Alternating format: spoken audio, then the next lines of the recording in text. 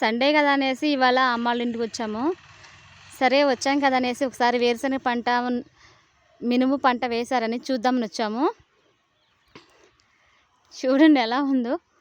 ఆ కుప్ప దగ్గర మన అమ్మ వాళ్ళ చేలు, ఇక్కడ కూడా ఇవన్నీ మన చేలే. ఇక్కడ పెద్దమ్మాళ్ళు ఉన్నారు. చిన్నప్పుడు ఈ కట్లు, ఈ చెట్లు, ఈ కాలువల్లో బాగా ఆడుకున్నామండి. ఇలా వచ్చి చూస్తే ఇక్కడ పుల్లరేగి చెట్టు ఉంది. ఇవి చూడండి పుల్లరేకాయలు.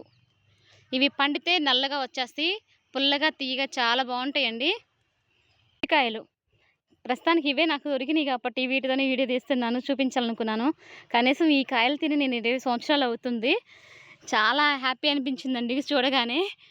అందుకే నా హ్యాపీనెస్ చేసుకోవాలనుకున్నాను. మీలో ఎంతమందికి ఈ చెట్లు, ఈ కాయల గురించి తెలుసో నాకు కామెంట్ చేయండి.